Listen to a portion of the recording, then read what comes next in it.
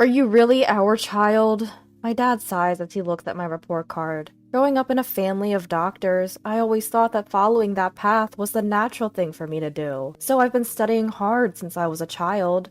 And my grades have always been at the top of my class. But to my dad, a doctor himself, that's apparently not enough. He says it has to be at the national level, or it doesn't count. Hearing this again and again, I gradually grew to despise the profession of being a doctor. My name is Emily. Both my parents are doctors, and so are my relatives. I have an older sister, and my parents always assumed that my sister and I would naturally go into the medical field.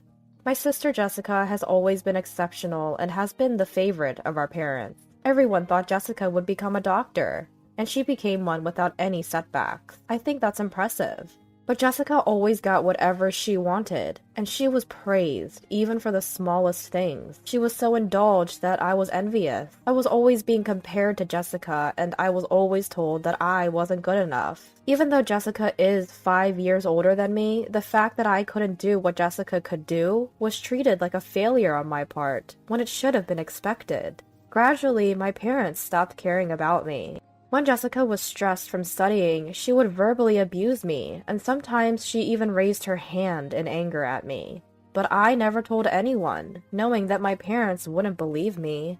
I went to a college preparatory school, but I have no intention of going to college. After constant verbal abuse, I left home.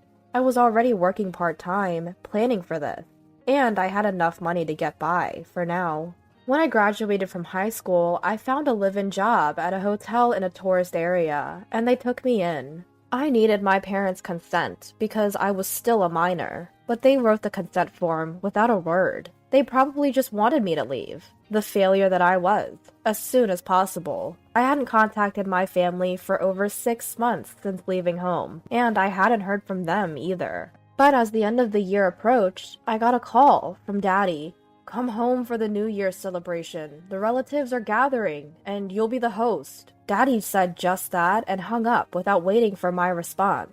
At home, it's a tradition for relatives to gather for a feast every New Year's. Since the relatives are all doctors, it's always been a painful experience for me. And of course, I always end up doing the odd jobs. I'm responsible for everything, from cleaning the day before to preparing food, drinks, baths, and futons for the relatives who stay over. Mom just gives me instructions, and Jessica, of course, ignores me altogether. I've wondered why it has to be me, but I felt guilty about not pursuing a medical career, and it was easier to go along with it. I thought I wouldn't be called because I left home, but Daddy contacted me, so I decided to go home for just one day. My hotel job was, of course, in its busy season. I couldn't take a long break. I planned to go home and leave quickly, using my job as an excuse. When I got home that day, Daddy yelled at me. "You're late! Everyone's coming soon! Why didn't you come back yesterday?"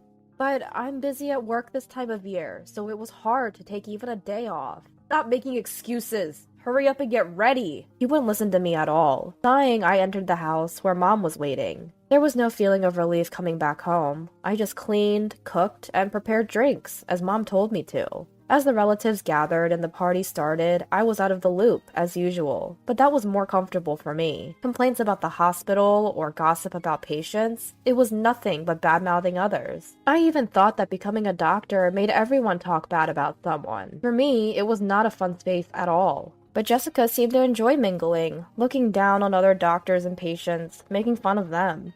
As I carried drinks, Christopher approached me. "So, Emily, being a doctor was impossible for you, huh?" He said with a smirk, and I felt disgusted. I wanted to say that I hadn't failed to become a doctor, I just didn't want to. I don't want to be someone who can't live without demeaning others like you. I swallowed the words that almost came out, because it would only drain my energy to say them. Night came and I fled from my family home. My parents complained about how the cleaning would be done, who would entertain tomorrow. But I didn't care. I have to work early tomorrow. Without even bringing a change of clothes, I just said that and quickly boarded the bus home. That was the only contact from my family for a year. When it came, I thought, not again. Every year, I took a day off, went home, and immediately returned. It wasn't that I didn't find it bothersome, but it was only one day a year. I lived at home until I graduated from high school, and they even paid for my college preparatory school, despite not going to college. So I figured it wouldn't hurt to show my face at home that much. 7 years have passed since then, and I'm now 25. I still visit home once a year, unchanged. It's that time of year again. I should be hearing from Daddy soon. Just as I started thinking that, the phone rang. I assumed it was Daddy, but when I looked at the screen, an unexpected name was displayed. I pressed the call button. Jessica? I hardly ever get a call from Jessica.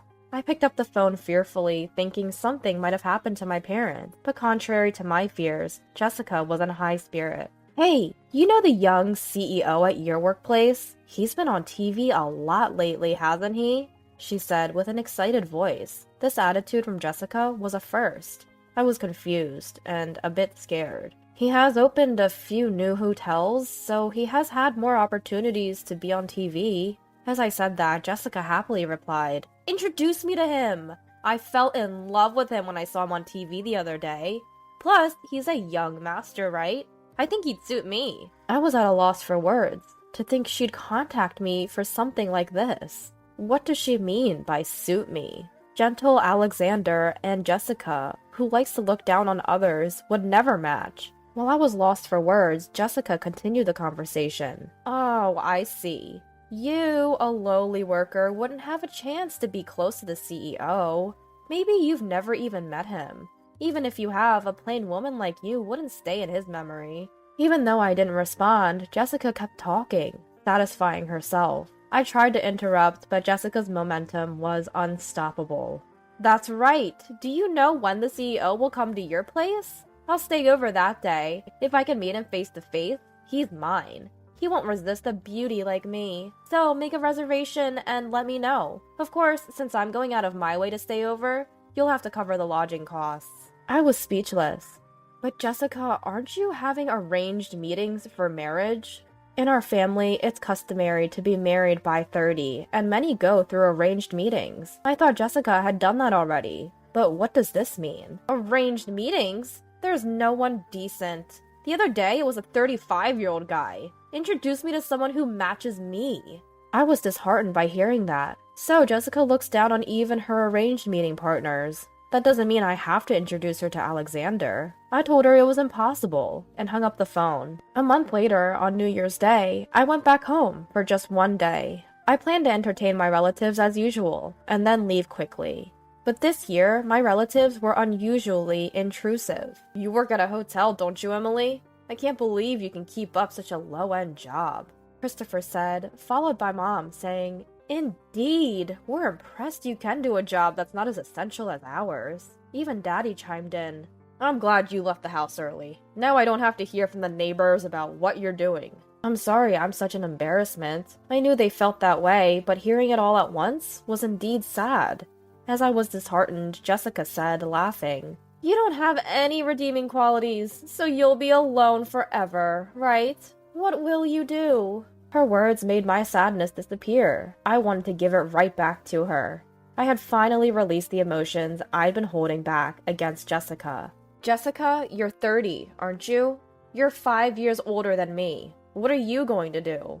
If you keep having such high expectations, you'll be left behind." I blurted out those words, and Daddy was furious. "How dare you say that about Jessica? Apologize, now!" My parents were always on Jessica's side. Jessica was their only darling. If that's the case, I wish they would live as a family of 3, forever. I sighed, ignoring Daddy's rage. That seemed to make Daddy even angrier. "What's with that attitude? Who do you think raised you this far?" Mom was nodding beside Daddy. The relatives were the same. It was the consensus of all the relatives. I felt completely fed up with that thought.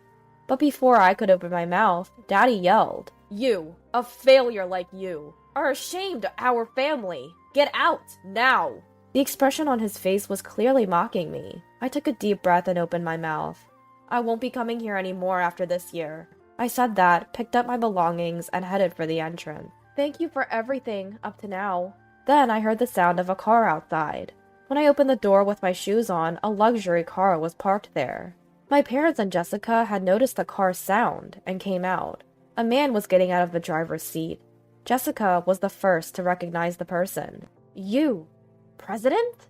It was Alexander, the president of my company, the person Jessica had asked me to introduce before. Alexander bowed and began to walk toward the entrance. Jessica said excitedly, "Emily, could it be that you—" It seemed like she wanted to say, "Are you going to introduce him?" I laughed. "Sorry to keep you waiting, I was just leaving," I said to Alexander, and he also smiled. "Thought it was about time, so I came to pick you up." Our conversation left my parents and Jessica in a state of shock. Behind them, I could see the faces of the relatives who had come out to see what was happening. Daddy was staring at Alexander, dumbfounded. Alexander walked up to Daddy. "I apologize for my late greeting." Following that, I leaned close to Alexander and said, "He's my fiancé. We're getting married next month." "Huh?" Was that Jessica's voice, my parents' voice, or both? I said with a laugh. "But I have no intention of inviting you to the wedding. I have no lingering attachment to this house, so I don't think I'll be coming back. It seems this wasn't the place for me to return to, after all." After Alexander proposed to me, he said he wanted to greet my parents. So I explained my situation up until now. Everyone noticed the problem in my family due to my reluctance to go home, and they understood once they heard about the bad reputation of the hospital. Jessica had spoken about it too, so Alexander decided to come and pick me up. Ignoring my stunned family, I continued. "Speaking of which, there's a new hotel opening near Daddy's hospital. I'm involved in the project, and when I was doing the local research, I found out that Daddy's place has been involved in multiple medical malpractice and scandals. Is that right?" Daddy's face changed color at this. "You're not involved in this, are you, Daddy?" The local people were so shocked by the bad reputation. "Jessica works there too. Are you sure it's okay?" According to the locals, the reputation of Daddy and Jessica is the worst. I was shocked to hear from the locals.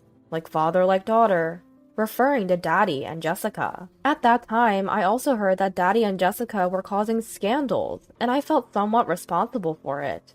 That's why I'm excited to make the hotel business a success and please the locals.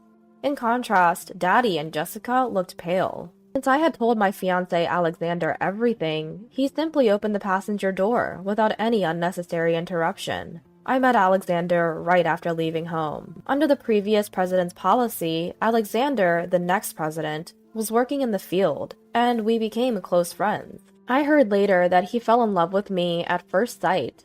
Unlike before, where I was constantly denied, the more I worked hard, the more I was appreciated. I worked hard because I enjoyed it. He seemed to like that attitude too. Alexander took over as president after the previous one fell ill and proposed to me about 6 months ago. His words asking for my support resonated with me. Since accepting the proposal, I've been learning various things, focusing on business studies. I realized that I don't hate studying, but rather enjoy gaining various knowledge. What I hated was studying only to become a doctor. When I find something fun, I tend to look into it, and the more knowledge I gain, the more I want to do. As I was about to get into the car, Daddy yelled, "Hey, Emily, what's going on?" But I smiled and said, "I'm no longer a daughter of this house. Goodbye." Leaving my confused family behind, the car quietly drove off. Later, the new hotel opened successfully, and I was busy working on site from the first day when it was fully booked. Then my parents and Jessica came. Daddy, who spotted me, called out, "We came to see what kind of work you're doing, and to stay over. Prepare the room, quickly." I wanted to ask what nerve he had, but I was too busy managing the site. Seeing this, Alexander rushed over to send my family away, but they stubbornly caused a commotion in the lobby. Since I wasn't getting anywhere, I had the security guard step in. Then a woman named Olivia, who came into the lobby afterward, exclaimed, "Oh, it's you, the teacher." I later heard that she's a nurse at Daddy's hospital, and she doesn't think highly of Daddy and Jessica due to their arrogant attitudes. Seeing Daddy being escorted by the security guard, she seemingly found it amusing and shared it as a funny story at work. Olivia, it turns out, is a neighbor and friend to the front desk staff, and one of them told me about it. Naturally, the rumor spread throughout the hospital, causing Daddy and Jessica some embarrassment. As for Mom, she used to work at the same hospital but has since retired. However, her retirement was in name only, as the truth was she was forced to quit due to a scandal. I accidentally heard Olivia slip this information. I had another job to attend to and was at a different hotel when my parents and Jessica came to the hotel again. Frustrated at their audacity, I had no hesitation in calling the police, and they were taken away for obstruction of business. Because of Daddy and Jessica's past behavior, the rumor quickly spread in the hospital. The hospital, already struggling financially, was apparently forced to shut down. Passing by my family's home a little while later, I saw it was vacant. They must have sold it out of financial desperation. I also heard rumors that Jessica's attempts at matchmaking had failed, so maybe various local gossip forced them to leave. I've changed my cell number, so they can't contact me, and of course, I have no intention of contacting them either. With the opening of the new hotel settled, I'm looking forward to my wedding next month. With wonderful Alexander by my side, both my work and personal life are looking brighter than ever. Are you done packing yet? Please, make it quick. We plan to remodel your rooms once you move out. My oldest son's wife, Sarah, said impatiently, not even offering to help us pack.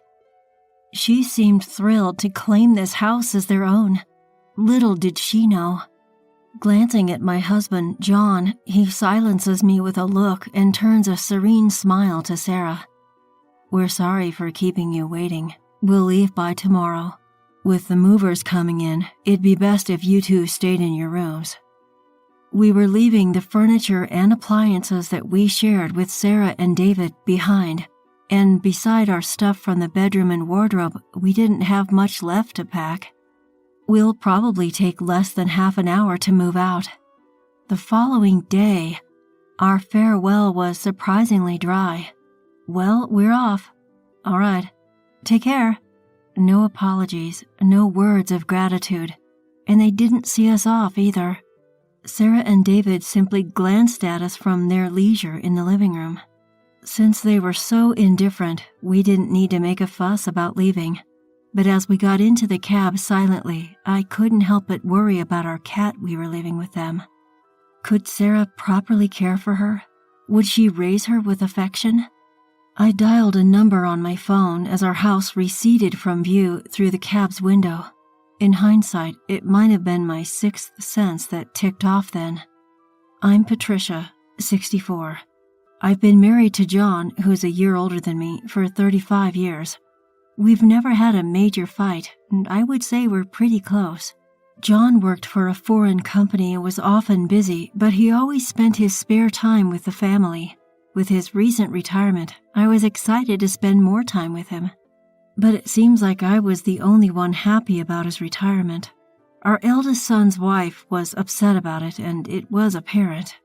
David and Sarah had been living with us in our house for a year now, since their marriage.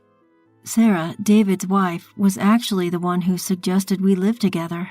We have a subway station nearby, and with a well-developed public transportation in our area, commuting to work and going for shopping is pretty easy, which is why Sarah loved our place. My husband John and I had initially been reluctant, considering they were newlyweds, but we eventually gave in, leading to our current situation. Not even in our wildest dreams did we think things would turn out this way. What on earth are you thinking? That was one day about 2 months after John retired from his company. Just as I had returned from shopping, I heard John's booming voice and froze. In the living room, John was scolding our eldest son, David, who was sitting on the couch. It was unusual to find John this angry since he's usually calm and gentle. What's going on? With a heavy sigh, John turned to me. David was rummaging through my bag and stealing money from my wallet. What? Apparently, he lost big on a trifecta bet at the Kentucky Derby and is strapped for cash. With that, John snatched a few dollar bills and his wallet from David's hand. It was indeed John's wallet. I was sure of it because I had given it to him as a gift on our 20th wedding anniversary. The fact that David was holding the wallet and money was undeniable proof that what John said was true. David, didn't you quit wagering on horses? You lost big before and swore you'd never do it again, so why?" Whether he heard me or not, David just continued to watch TV without responding. Ever since he was a child, he would often ignore us when we lectured him or talked about something that didn't interest him. There are times that he doesn't remember the things I've told him verbally. This time was no different, and it seemed my pleas had no effect. However, even without an answer from David, I had a hunch about why he had started betting on horse racing again. Oh, it must be Sarah. David never cared about horse racing to begin with. He would never stoop so low as to take money from someone else's wallet, and he had never committed any crime like shoplifting. If I asked what caused such a drastic change in David, who was a hard-working office worker, I would answer without a doubt. It was meeting Sarah. Sarah is a bright and active woman. When we were first introduced to her, I hoped she would help bring David, who was introverted, out of his shell. But back then, I never knew about her hobby, that she was a huge fan of horse racing, and that her sense of spending is completely off-kilter. "You heard your mother talking, so why don't you at least say something?" said my frustrated husband as he turned off the TV. At that, David finally opened his mouth. "Shut up. I've paid you back, so stop nagging me. Besides, what's got you so worked up about a couple of $100 bills? What?" I was actually surprised at how light your wallet was. "You've really gone downhill, haven't you, Dad?" "Well, I'm retired, so what did you expect?" "How lame." With that, David left the living room. I almost tried to stop him, but my husband held me back. I'm at fault too for carelessly leaving my wallet around. Besides, repeatedly scolding him isn't going to help. But his attitude is far too unacceptable. This is too much.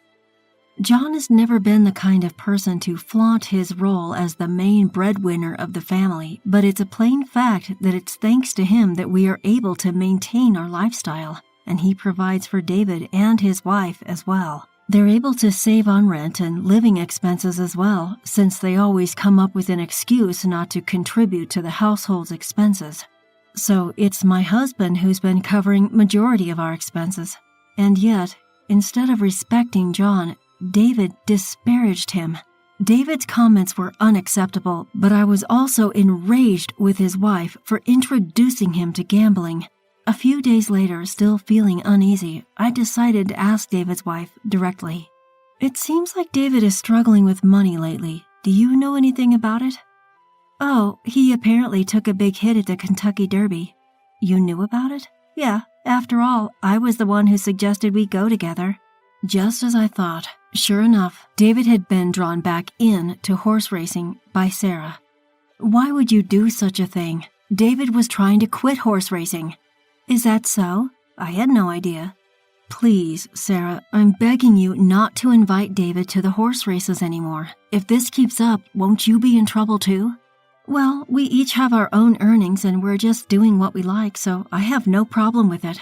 I was taken aback by her reply. Certainly both David and Sarah, as a couple, were earning their own money, and they could spend it on whatever as long as they had food, rent, and clothing covered. But you two are a married couple, right? You might even have kids in the future, for their sake as well. We've decided not to have children. We don't want to give up the things we love just to be tied down raising a kid. I was shocked again by her response. There was too much information to process all at once, but in a way it made sense. Having children would require you to have more savings by tens of thousands of dollars, which is probably why they can be so careless with money. But even without children, a married couple is still a married couple. But as a couple, you should support each other when in trouble, right? David is in trouble right now. Well, why don't you, Patricia, and the rest of the family help him out? You're his parents and well off, right? Oh, are you living off your pension now? But you had your retirement fund, didn't you? My husband worked for a foreign company, so we don't have a retirement fund. Really? That's a bummer. I thought you had a nice retirement payout. We don't. So I need you and David as a couple to be more financially responsible. To be honest, the living expenses are already quite a burden and we can't afford to cover for you guys anymore. Isn't that David's fault for losing? I can't take responsibility for that. But anyway, we can't right now. I was unable to secure a promise to support David and found myself ejected from David and Sarah's room. A week passed and David's financial problems remained unsolved. Was he so desperate that he had to pilfer money from his parents' wallet? Shouldn't we help him before he resorts to illegal activity? I discussed it over and over with my husband John, but in the end, this was the result of us spoiling him in the past. John convinced me that we needed to be firm this time for his future's sake, and I had to agree. We were providing him breakfast and dinner, and he had a pass for commuting to work. The goal was simply to have him make it until his next paycheck, but then the situation took an unexpected turn. It happened on a weekend night as we finished our dinner and were relaxing in the living room as usual. Ding dong. Our doorbell rang, but we weren't expecting any visitors, so I approached the front door to see who was visiting us this late at night. I opened the door, wondering if I had a package scheduled for delivery, only to be taken aback. Standing there was Sarah. Apparently, she couldn't open the door as her hands were full with a cardboard box. What's going on? What's this box for? As I hurriedly took the box from her, a rustling sound echoed from within, causing me to let out a scream. In an instant, the box opened, and I found myself face to face with the animal inside. It was a cat. "Isn't it cute? I found it abandoned on my way home," Sarah said with a proud grin. I was momentarily stunned, but I quickly remembered the gravity of the situation and yelled toward the living room. "John, go to our bedroom and shut the door immediately." I then closed the box and pushed it back toward Sarah. "Sarah, I'm sorry, but we can't keep a cat in our house." "Huh? Why's that?" I explained to the confused Sarah that my husband John has a severe cat allergy. In addition to developing inflammation upon contact with cat saliva, he also suffers asthma-like symptoms when inhaling cat hair or dander. There was even a time in the past when he was rushed to the hospital because David had returned from a friend's house who had cats, with his clothes covered in fur. I thought I had already told Sarah about this when we started living together, but she seemed to have forgotten. "So what are you saying? Do you want me to take it back where I found it? In this cold weather, it'll die." I was at a loss for words at Sarah's statement. I don't dislike cats. I couldn't possibly tell her to return it to the freezing cold outside. However, I can't expose my husband to danger either. "All right, you can keep it in your room for tonight, but just for tonight. Tomorrow we'll contact an animal shelter and ask them to take it in." I thought that at the very least an animal shelter would provide temporary refuge for the cat. Sarah reluctantly nodded in agreement to my suggestion. I told my husband and son about it, and they agreed to let the cat stay in John and Sarah's room for the night. However, things didn't go as smoothly as expected.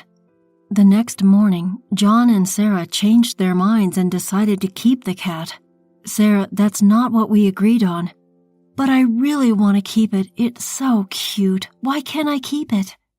"Because your dad is allergic to cats. He'll be fine, as long as he doesn't touch it, right? We'll take good care of it. Please?" "You won't be home during work, right? Who will take care of it then?" "Can't you do it?" "I can't, which is why I'm telling you that we can't keep it."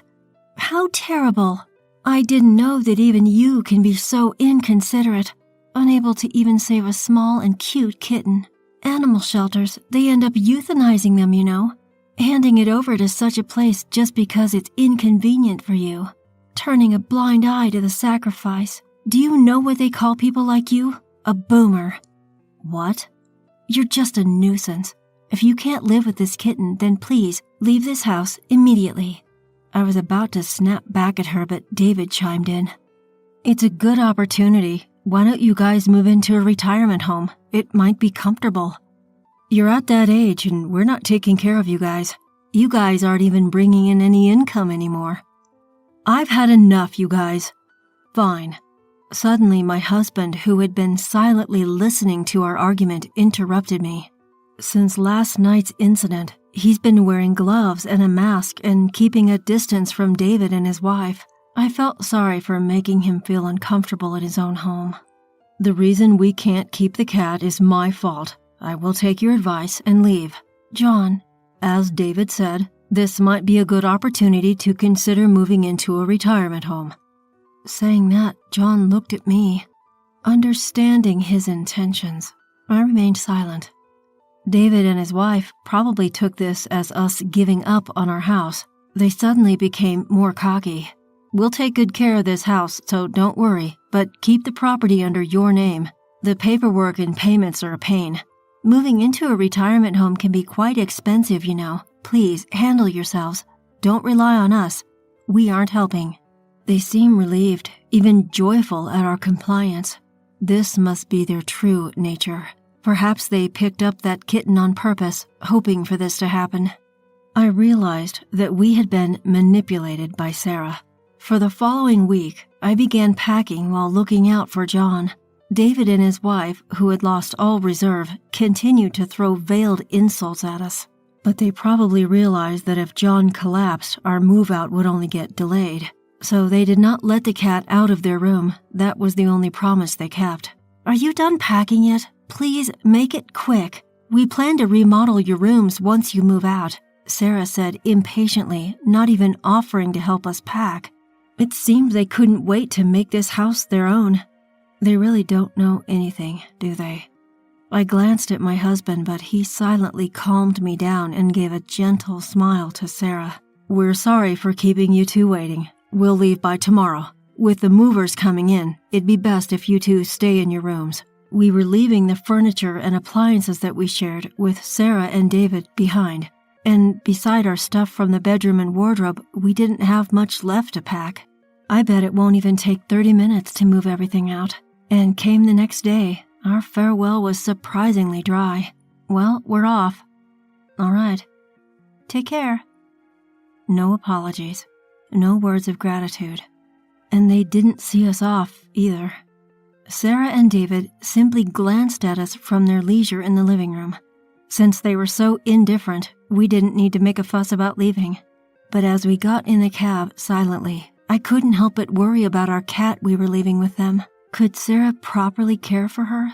Would she raise her with affection? I dialed the number on my phone as our house receded from view through the cab's window. In hindsight, it might have been my sixth sense that ticked off then. I did have some concerns about our life after moving out, but things became much easier for me. After all, we had 2 less people to worry about. Everything from meals to making choices, I only had to put in half the effort I used to make. No need for considerations or worries. I felt like I had regained the freedom I had before David got married. About a week into this new daily routine, I received a call from Sarah one evening. After getting my husband's approval, I answered the call. Suddenly, a frantic voice echoed from the other end of the line. Sarah. Patricia, what's going on? Power and gas have been cut off. It seemed that she had just gotten home. She was so flustered that the call had accidentally switched to video, but all that could be seen on the screen was the light from a flashlight moving around in a pitch-black room. I couldn't see her face. That's because we canceled the contract for our utility bills. Of course they'd be off. What? What do you mean? Why did you cancel them? Are you trying to get us in trouble? Are you doing this because we kicked you out? Sarah, calm down. Is David there? Sarah, somewhat pacified by my husband's calm voice, responded, He just got home. David seemed to be having a mild panic attack at the sight of their pitch-black house. We waited for them to calm down before my husband explained the truth. We've actually sold the house. The new owner has been decided and the handover date is coming up soon. That's why we canceled our utilities contract. Sold? We weren't told about this. Were you going through the process without telling us? We live here. I couldn't help but interrupt Sarah, hearing her entitled claim. I did tell David about the contract and the handover date, even the progress. However, judging by Sarah's reaction, it was clear that David had not passed the message on to her. Rather, he may not even remember what he was told, given his habit of not listening. Over the past few months, the house had been in chaos due to meetings with real estate agents and potential buyers. David and Sarah, who are hardly home during the day, must have been oblivious to all this. There were plenty of chances for them to notice what was going on, but they missed them all. They simply never cared about what went on in the house, and that's on them. So I assumed you guys would move out soon after we did. Have you not moved out yet? I decided to ask, feigning ignorance. Immediately, a quarrel erupted on the other end of the line. Accusations were thrown around. It's your fault. I didn't know. We've been fooled. And so on. The image of David and Sarah arguing in the dark was both surreal and amusing. However, once their argument ended, David and Sarah turned their frustration back on us. Even so, isn't it overbearing to proceed with this without our consent? I don't remember agreeing to this. Well, I did get a reply. When I asked if it was okay to sell the house, you said, yeah, sure. Technically, all I received was an absent-minded response from David, who was watching TV at the time. Still, he agreed to it. It's his fault for not listening and giving careless responses. When I told him, David was momentarily speechless. But then he seemed to have a change of heart and shouted loudly, "Ah, enough! I get it! So what are we supposed to do?" What do you mean, what are you supposed to do? Where are we supposed to live? Where do we go now?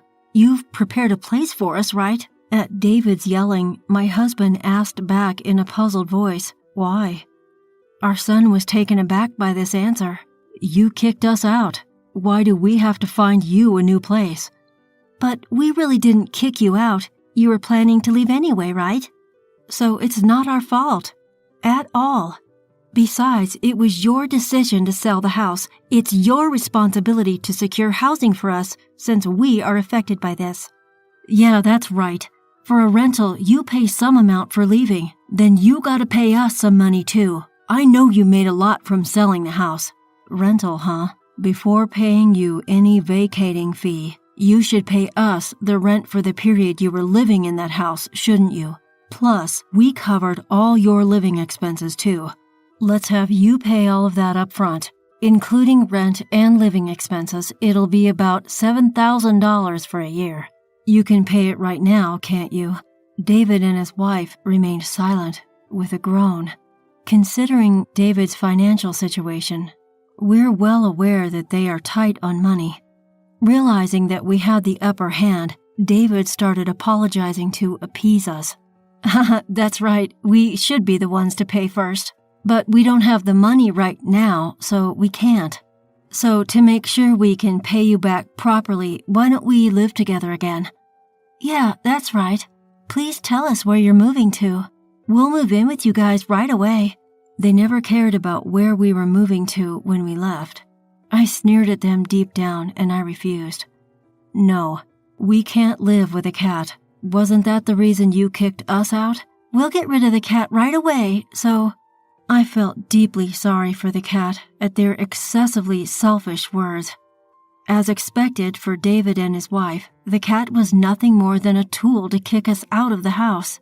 As long as it benefits you, you're willing to put others' needs over your wants. Doesn't that make you a boomer? When they had their own words thrown back at them, Sarah started to cry. But we have no obligation to be swayed by their tears. Besides, the place we moved into is an apartment for the elderly, so young people like you can't live there. You're the ones who suggested it, remember? Saying we should go to a nursing home? As you said, it's very comfortable. Don't worry, my husband and I will live happily here. After talking over them, I hung up. All I could hear from the phone was David and Sarah crying. In the end, we never heard an apology from them. Soon after that, the young couple left the house. Apparently, they had no savings, and they both declared bankruptcy and now live in public housing. When we returned to the house once for cleaning before handing it over, we were able to hear about David and Sarah from our friendly neighbor's wife. According to her, they had quite a hard time packing in a house without electricity, and as expected, they left the cat behind when they moved. Fortunately, I had asked the neighbor's wife to take care of the cat in advance, and she agreed. I offered to help her find a new owner for the cat, but she grew attached and decided to keep it. What was surprising was that David and his wife didn't get divorced. Those two are probably meant for each other. They might be eyeing on my husband's inheritance, but we picked a pretty nice apartment, so by the time we pass away, there will be hardly anything left. Finally, we were able to start living our life together as a couple without any interruption. The senior housing where we moved in has excellent services with a gym, karaoke, and pool. We even get served freshly made meals 3 times a day. And above all, there are many couples our age in the building. We have made a lot of new friends here, and we plan to enjoy our retirement years together. Snap out of it. Get up already. Lying down for a mere fever? Don't be such a baby. Right now, my temperature is at 106 degrees Fahrenheit. I can barely move, and even though it's summer, I'm freezing and can't stop shivering. This isn't just a regular fever. I've said it over and over, I need to go to the hospital, but this woman in front of me dismisses me. It's just in your head. Ashamed to want a hospital for such a small thing. Close by, my month-old baby girl is crying. I'm sorry, sweetie. You must be starving. Mommy just can't muster the strength right now. As my world gets hazy, I hear a voice. My name's Orla. I'm a 28-year-old stay-at-home mom. From rural Texas, I was drawn to the city lights and ended up in Boston for college. Initially, some people teased me for my southern drawl, but others found it endearing. I was fortunate to make many friends here. Now my southern accent is almost gone, and people are often surprised to find out where I originally come from. After graduating, I got a job at a local firm in Boston as a receptionist. That's where I bumped into Robert, who worked for a client. He eventually became my husband. Robert's job at an international company often takes him overseas. We didn't get to see each other much, but after dating for 3 years, he popped the question one Christmas. Our wedding was a joyful occasion with college friends, colleagues, and family. Everyone was there celebrating our love. With tears streaming down, my mom held me close. "You deserve all the happiness," she said. Life felt perfect, until I moved in with that she-devil. Robert grew up as an only child, living with his folks. They were genuinely warm and welcoming when we first met, making me believe they were genuinely kind-hearted. The age gap between Robert's parents is more than a decade. His mom had him when she was just a teenager. She's nearing her 50s now, but looks so youthful. "It's so lovely to have Orla with us, right, honey?" She'd often chime in. "Absolutely. If you ever face any trouble, just let us know," they'd assure. I'm so glad they're understanding. I've heard about those classic mother-in-law versus father-in-law tales, but with this mother-in-law, I think I'll be okay. I felt at ease. The first time something felt off was right after we got married. During a work break, I received a call from my mother-in-law. Picking it up, I heard, "So, when is Orla moving over?" "Excuse me? I mean, aren't the two of you staying in the room you originally lived in? It's pretty cramped, like a dog's kennel, isn't it? I just thought maybe you'd be moving here." Her voice was cheerful, as always, but I definitely sensed malice in her words. Robert had moved into my place after our marriage because our workplaces were nearby and I was attached to that space. Did she just call my house a dog's kennel? "I'll discuss it with Robert," I said before hanging up. That night, I told Robert about the call. He felt the same way I did and immediately called mother-in-law. "Hey, Mom, I talked to Orla and we're not planning on living with you." "Yep. Bye." What did mother-in-law say? She sounded a bit disappointed, but she got it. Good. I sighed in relief. Late that night, I got a single message from mother-in-law saying, "That's too bad." I apologized the next morning, but there was no reply. Time passed and I discovered I was pregnant. Both our families were thrilled, but it seemed I had severe morning sickness and spent most of my day in the restroom. I ran out of paid leave and had to quit my job feeling guilty. After a while, although I still felt some nausea, I could manage some household chores. I always looked forward to the prenatal checkups, watching our little one grow. Whenever Robert could take a day off, he'd accompany me. If he couldn't, mother-in-law who lived in the same city would drive me. It's exciting. I wonder if we can find out the baby's gender soon, an upbeat mother-in-law remarked. Actually, the doctor mentioned we might know today, but as long as the baby is healthy, I tried to reply when she interjected. It's definitely a boy. We need an heir. I could only respond with a nervous laugh. At a subsequent checkup, we learned our baby was a girl. I hesitated, but informed mother-in-law. She paused for a moment, but said, "No matter the gender, it's still my grandchild," relieving my anxiety. When I told Robert, he was overjoyed. He sent tons of photos of cute clothes and toys, even during work hours. "I can't wait to meet you. Please be born healthy," I hoped every day. As the pregnancy progressed into the later stages, the baby's movements became more pronounced. Starting my mornings with a hello and ending my nights with a good night, I constantly chatted with my baby. Feeling those little kicks was absolutely heartwarming. One day amidst this routine, I found myself wondering, when was the last time I felt the baby move today? Even though I had just entered the final stretch of my pregnancy, our baby was a bit smaller than average. The doctor had mentioned that it would be best if the baby arrived around the expected due date. Growing anxious, I quickly called our local maternity clinic and rushed there by taxi. I also informed my husband, who assured me he'd be there as soon as possible. Upon arrival at the clinic, they immediately hooked me up to a monitor and noticed that our baby's heartbeat was weak. Trying to keep me calm, a nurse gently said, "It's okay. Your baby just seems eager to meet you. That's all." After a short consultation among the doctors, it was decided that an emergency C-section was necessary. By that time, my husband had already arrived, had been briefed, and was filling out the necessary paperwork. An hour later, I gave birth to a 2.5-pound baby girl. That night, sleep eluded me due to the pain. Of course, it hurt. They had cut into my belly. To prevent blood clots, I had to shift my body every few hours, but every movement brought sharp pain. I received messages from my husband, words of gratitude, accompanied by photos of our baby. It seemed he had informed our parents, who were overjoyed with the news. "So, Orla, there's something I need to discuss with you." Hearing my husband's words that followed made my heart race with anxiety. A week later, on the day of my discharge, my husband settled the bill while I waited in the lounge.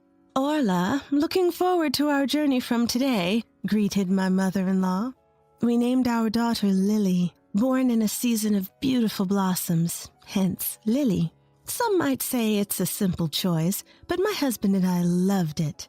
Post-delivery, I wasn't feeling great, so I had declined all visitors. This was the first time I was meeting my in-laws after the birth. "Lily, meet your grandpa. Such a cutie," cooed my father-in-law. "May I hold her?" Lifting her effortlessly, it was clear he was already smitten. "Well, come on, hold her too." "Thank you so much, Orla." He beckoned to my mother-in-law, but she declined without even a touch. That's odd. Isn't she excited about her own granddaughter? Something's off about her, I thought, and there was a reason for my suspicion. During my hospital stay, I had plenty of conversations with the nurses and midwives. They'd check on my health and ask if there were any postpartum concerns, the usual stuff.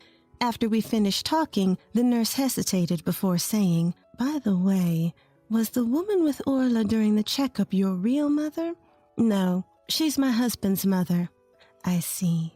I wasn't sure whether to tell you this, but..." What the nurse told me next sent shivers down my spine. "If anything happens, please contact me immediately." With that advice, I was discharged. I honestly didn't want to get involved either, but instead of heading to our house, the car was heading to my in-laws. We're here. From today, this will be your home. We can finally live together, mother-in-law said with a wicked smile on her face. Now, you might be wondering how this situation came to be. It all starts with why I didn't go back to my parents' home to give birth. It's not that I didn't want to. I simply couldn't. My parents married late in life and had difficulty conceiving. I was born when they were in their 40s, their only child. To add to that, my grandmother with whom we lived is elderly and her dementia has been progressing. My parents are fully occupied taking care of her, so they're not in a position to take me in. Knowing all this, I had no intentions of going back home to give birth. Some of my friends chose to raise their kids at their own pace without returning to their parents. I felt that approach suited me better. My husband applied for parental leave, but due to staff shortages at his job, it seemed unlikely. However, after I gave birth, I wasn't feeling well. Worried, my husband consulted his parents, and it was decided we'd live with them for a while. I had reservations, but once we started living together, things went smoothly. My husband came home early to help, and my in-laws were very supportive. Mother-in-law even took care of most of the household chores, allowing me to focus on taking care of Lily. I even thought maybe we should have moved in earlier. Especially father-in-law. He was a pro at changing diapers, preparing formula, and giving baths. Father-in-law, you're amazing. I can't thank you enough. However, every time I praised him, mother-in-law seemed displeased. As the 1-month mark approached, I began to recover, and although I still felt tired, I started helping out with household chores. Around that time, my husband had to go on a business trip abroad. This time, he'd be away for about a month. If anything happens, let me know immediately. I'll come flying back. It's okay. Father-in-law and the rest are here. And with that, my husband set off for foreign lands. While my husband was away, I felt uneasy, but my in-laws insisted that I should treat their home as mine and ask for anything I needed, and true to their word, they were genuinely helpful. However, my mother-in-law did help with household chores, but she seemed disinterested in my daughter, hardly interacting with her at all. But at least the father-in-law is here, so it should be okay, right? Just as I thought that, something unexpected happened. I'll be going now. Turns out father-in-law's mother wasn't feeling well. To take care of her, father-in-law had to leave for about a week. Mother-in-law apparently doesn't get along with father-in-law's parents and hasn't met them in a long time. Even during events like New Year's, only father-in-law and his dad would go. By this time, my husband was also only a week away from returning from his business trip. I thought, it's just a week. It should be all right. But my memories of the next few days are a blur. From the next day, mother-in-law's true colors shone. How long are you going to sleep? Get up now.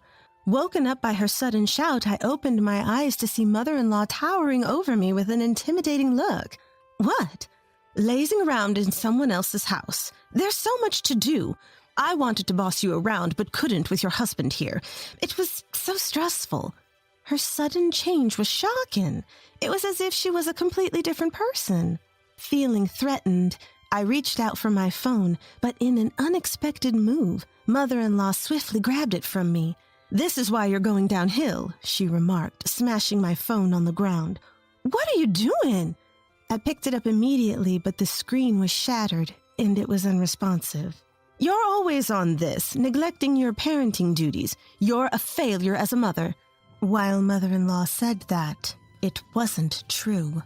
Sure, I used my phone when my daughter was asleep, whether sending cute photos of our daughter to my husband on his business trip or looking up parenting tips about things like the right amount of milk or when babies typically develop neck control. But faced with the aggressive mother-in-law, all I could muster was, "I'm sorry." The following days were a nightmare. Mother-in-law stopped doing any chores and worked me to the bone all day long. Even while taking care of my daughter, I had no time to rest. My chest, it hurts again. I had been feeling this pain for some time. There was a lump when I touched it, and it felt hot. I couldn't discuss it with father-in-law, and mother-in-law brushed off my concerns multiple times, saying, "It's all in your head. You're just overthinking." Mother-in-law, my chest really hurts. Can you take me to the hospital? You again with this? Running to the hospital for something minor? Are you out of your mind? But I feel feverish. Can I at least lie down? Pretending to be sick. Have some shame. Not allowed to rest, I juggled housework and childcare while feeling dizzy. When I took a moment to check my temperature, the thermometer read 102 degrees Fahrenheit. I had no way to call for help. Mother-in-law watched my every move, and I couldn't even step outside. At this rate, I would collapse. Both mentally and physically, I was at my limit. The next morning, my temperature shot up to 106 degrees Fahrenheit. Mother-in-law, I have a fever of 106 degrees Fahrenheit. Can you please take care of Lily? What? No way. I don't even want to touch a child like that. What's with that C-section anyway? Can't you have a child normally? I couldn't believe my ears. She really doesn't think of my daughter as her grandchild. Get up now. What's this fuss over a mere fever? Stop being so needy. Lily was crying, perhaps out of hunger. Mother-in-law continued to berate me, ignoring my daughter's distress. Then it happened. What the hell are you doing? This is outrageous. I heard a man's angry voice. Mother-in-law looked panicked, saying, "What? Why are you here?" Hearing that voice, whether from relief or exhaustion, I passed out. When I woke up, I found myself in a hospital bed. Orla? Oh, thank goodness. I'm so sorry. I'm truly sorry. My husband was there, tears streaming down his face as he looked at me. In my husband's arms, I could see Lily sleeping soundly. From what I was told, it seemed I had developed mastitis. They administered antibiotics, and my fever had subsided. I felt much better. Curiously, I asked my husband, "Why are you here? What about your business trip?" He replied, "You stopped communicating all of a sudden, and my mom just kept saying everything was fine. Also, the maternity clinic contacted me. They were concerned when you didn't show up for your checkup and couldn't get in touch." Apparently, when I didn't show up for my checkup, the clinic became suspicious. They reached out to my husband instead of me. Although my husband was unreachable overseas, he had informed them of his workplace, so they contacted him through his company. Realizing the gravity of the situation, he spoke with his supervisor and urgently returned to the States. "About my mom," he said, "she claims she wasn't in her right mind because of the heat, but I can't accept that." "It's okay. I'll see her." Thus, after being discharged, a meeting was arranged. When we arrived at my in-laws, my father-in-law had returned and exclaimed, "I'm truly sorry for everything. You apologize too." Mother-in-law sat meekly, but glared at me. "I'm sorry, but I couldn't stand it. As soon as you were away, Orla, you just left everything to others. It made me want to be a little mean," she began. And with that, she burst into childish tears. "What are you even saying, you liar? You're talking about yourself. I will never forgive you." Everyone looked at mother-in-law with cold eyes. Perhaps realizing her ridiculousness, she looked up. "Are we done with the theatrics?" I stood up and retrieved cameras I had secretly installed around the house. I played back the footage in front of everyone. Of course, the video showed mother-in-law berating me and treating me like a servant. The cruel words she spoke to my daughter were also clearly captured. "What is this? This is an invasion of privacy. I'll sue you." "Shut up. You've done something unthinkable." "No, you've got it all wrong. I think the heat messed with my head." Mother-in-law rambled on with incomprehensible words. Has mother-in-law's mind always been like this? You barely took care of your own children, yet you have the audacity to criticize my parenting? The truth is, before father-in-law left the house, he had confided something to me. Mother-in-law, having had a child at a young age, still had a strong desire to enjoy her youth. She would neglect Robert, leaving most of the childcare to father-in-law and his parents. No wonder father-in-law was so good at parenting. That's why father-in-law's parents had such a strong dislike for mother-in-law. Though divorce crossed his mind, he felt responsible for putting such a young mother-in-law into the role of a mother and couldn't bring himself to take that step. By the time Robert was old enough to understand things, mother-in-law began to show a little more care, so father-in-law felt relieved. However, he had noticed mother-in-law's lack of interest in their son. Suspecting the worst, and after consulting with me, he set up a camera before leaving. The agreement was that if anything suspicious occurred, he would be informed immediately, but he never expected to lose contact on the very first day. When mother-in-law realized father-in-law was involved, her earlier bravado vanished. Her face turned pale. I later learned he had told her that if she messed up again, he'd consider divorce. "You don't really care for Lily either, do you?" When I asked that, she stuttered. No, that's not true. She's my precious granddaughter. Liar!" Deciding to spill the beans, I told her about what I had learned from the nurse at the maternity clinic. From the time Lily's gender was confirmed, mother-in-law had been calling the clinic repeatedly. Her requests were outrageous, asking things like, "Is there any chance we could still have a boy?" Apparently, they didn't tell me to avoid causing me stress. Eventually, the head doctor took charge and the calls stopped. Hearing this, I felt nothing but disdain and wondered how she could treat human life so lightly. Both my husband and father-in-law felt the same. "Get out! Leave, now!"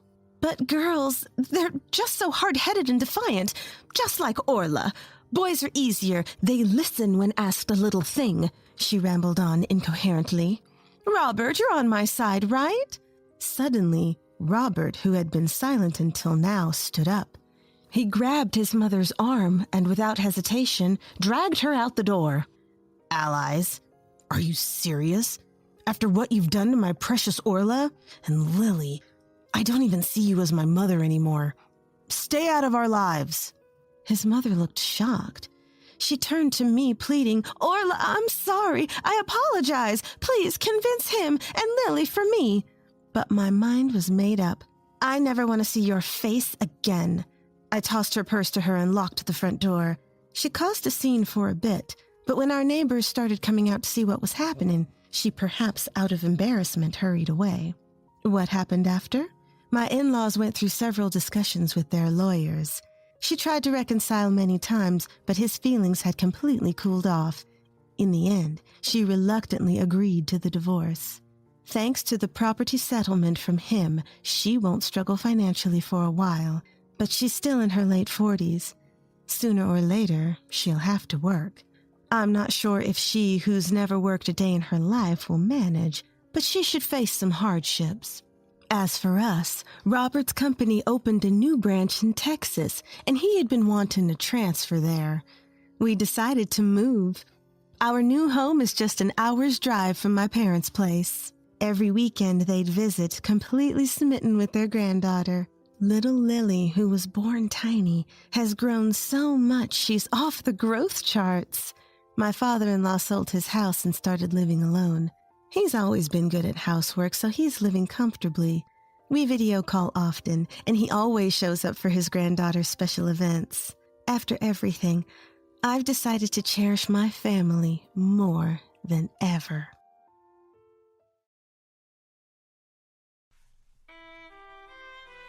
Hi there.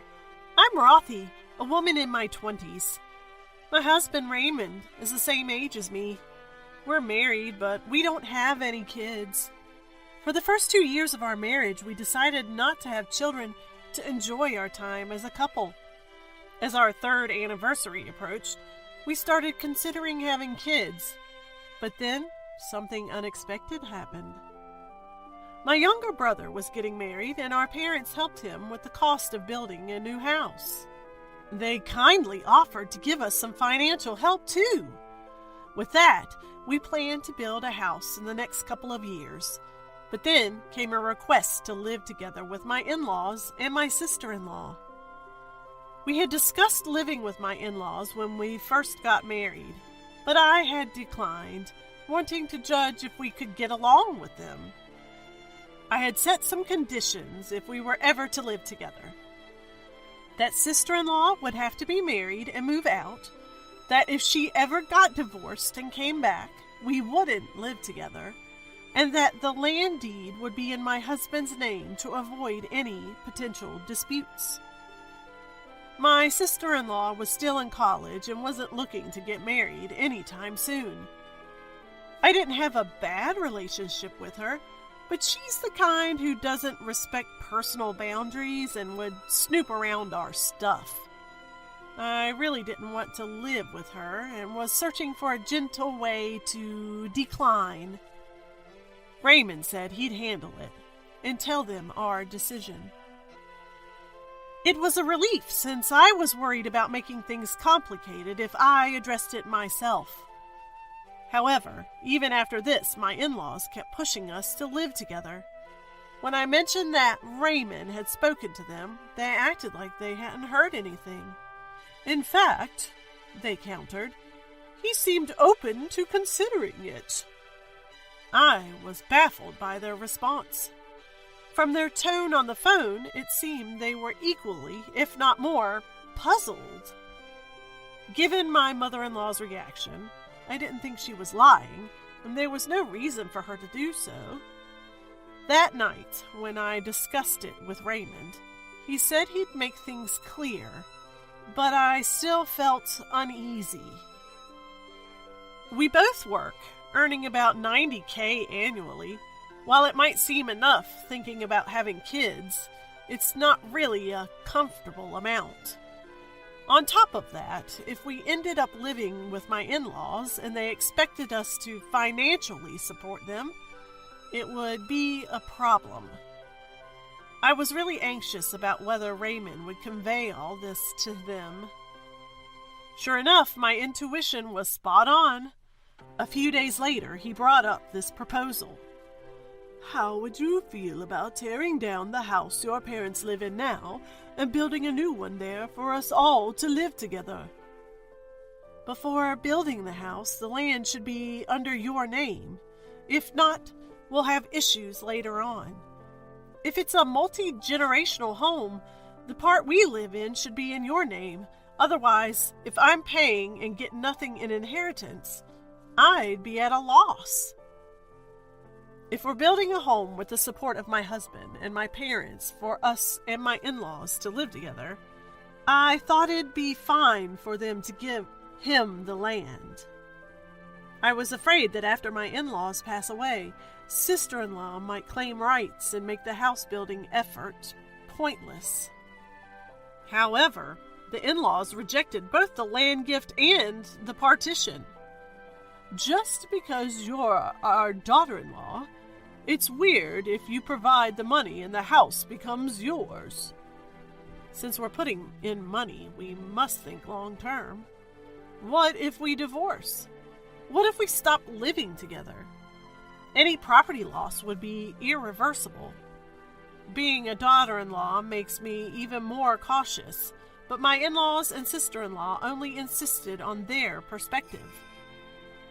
I thought living together would be fine once the land issue was sorted, but I realized my husband wouldn't navigate this well. Given sister-in-law's invasive nature, we decided to live separately. However, my husband's stance remained vague. Months passed with no change, and when I confronted him in frustration, he said, flustered, "We're going to discuss this weekend. I can't decide alone." To make progress, we arranged a meeting at my in-laws' place over the weekend. Yet, during the meeting, he would agree with whatever I said, and whatever his parents said, without ever taking a definitive stance. Exasperated by his agreeing to both our opposing views, I called off the new house plan. "We have opposing views, and we're getting nowhere. Building a house is impossible now. You four can discuss as you like." After leaving my in-laws' house abruptly, I came home and made my stance clear to my husband a few hours later. I am no longer interested in building a house under these circumstances, whether we live together or separately. And just so you're clear, I won't be contributing a single dollar. If you want a home to live in with your parents, you'll have to fund it yourself." Rather than defending or opposing, the husband seemed hesitant and said little. A few days later, my sister-in-law showed up. She immediately burst into tears at the doorstep, berating me for being a terrible wife. Wanting to avoid causing a scene for the neighbors, I reluctantly let her in. "How could you abandon your parents? You devil! I won't leave until you change your mind about building the new house." "That's already settled. We're not building anymore." At first, my husband tried to calm the situation, but as sister-in-law continued crying and pleading, he began to side with her. "After all, both our parents were looking forward to it, and I can't bear. Do you intend to keep them in that old house for much longer?" Their parents' house was about 50 years old, with a leaky roof, creaky floors, and probably wouldn't last another decade. Sister-in-law confronted my husband, asking if he planned to make their parents' life miserable. Gradually, he started to agree with sister-in-law's points. Fed up with their behavior, I interjected sternly between my husband and sister-in-law. "Do you honestly think you can get everything you want without compromising? Deals work when both sides benefit. This isn't rocket science. Talking to you two is like dealing with stubborn children. You throw tantrums and become immovable when things don't go your way. I'm contributing the money, so of course I have conditions. It's audacious to reject those and then demand funds without spending any of your own. If you're so concerned about our parents, why don't you start contributing once you get a job after college? Stop trying to use others without any sacrifice on your end. And causing a scene right at the front door? Don't you realize it's a nuisance for the neighbors? I wish you'd think before you act and speak. Given the recent events and your lack of consideration, I've realized living together is out of the question. How do you not get that?" Feeling overwhelmed by my determination, sister-in-law went silent. My husband couldn't bear the tension. He said he'd drive sister-in-law back to their parents' home and left. During this absence, I called my close friend to confide in her. I confessed my dilemma, whether to take some time away from my husband and his family, hoping time would mend things, or to persistently seek understanding through conversation. My friend responded, "You might be unwavering in your stance, but they probably won't bend their beliefs either. Believing that through discussions everyone will understand each other is merely an illusion. There are countless people in the world who will never share your viewpoint. You either need to put distance between you or consider divorce. Otherwise, you'll just end up being used for your money." Those words solidified my resolve. Deep down, I already knew that mutual understanding with my in-laws was unlikely, and I knew that not everyone would come out of this happy. I genuinely believed that we had fostered a harmonious relationship over the generations and even felt comfortable with the idea of living together. It was daunting to think about impulsively divorcing my husband, whom I once desired a life with. I had hoped to resolve things amicably. However, I couldn't ignore the realities. Whether I chose divorce or continued with the marriage, I needed money to live. I couldn't risk losing it. If you don't stand your ground, especially where money is concerned, you'll regret it. There's no way this can be resolved smoothly, she advised. Following my friend's suggestion, I took precautions like moving my banking cards to a safe deposit box. My husband had returned around the same time. Over the next 2 days, we had a lengthy discussion. I understand where you're coming from, and it does make sense, but when I hear my sister and parents, I feel they have a point too, he admitted. My husband had a tendency to respect everyone's opinions, almost to a fault. To be frank, he lacked firm beliefs, easily swayed by others. This often put him in the crossfire, making him an easy target from both sides. Recognizing his lack of self-awareness about this trait, I confronted him. You agree with me when you listen to my side, and you side with your family when you hear theirs. You're not fully supporting either of us. This isn't neutrality. You're just flipping sides, turning into a traitor. It's easy to label your nature as empathetic and genuine, but in this situation, being easily influenced isn't a virtue. What do you want? Do you want a life with just the two of us? Or do you also want a life together with your family? I always thought it was okay to live with just you, or even with our parents. As they're getting older, I felt guilty making them stay in that old wooden house. You weren't keen on it, but I sensed you were warming up to the idea of living together. But what you said to my sister earlier opened my eyes. We were just using their property for our gain. I thought it'd be a win-win with them getting a new home and us saving on land costs. But making you and your parents pay for 2/3 of it to ease our worries? That's not right. I don't mind living together, but you do, don't you? Given our future, I understand why it's tough to build a house on their land and live with them, especially when they won't even consider meeting our terms. I get why you might not even want to build a house anymore. I feel guilty for complicating things. I regret not having a firmer opinion.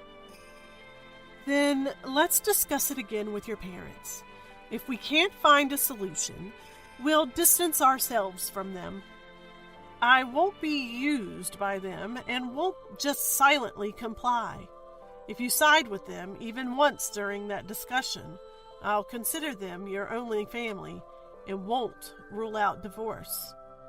Who is your real family? You're the reason I got married. I see you as my family, and I prioritize our life together. So I consider my parents as another household.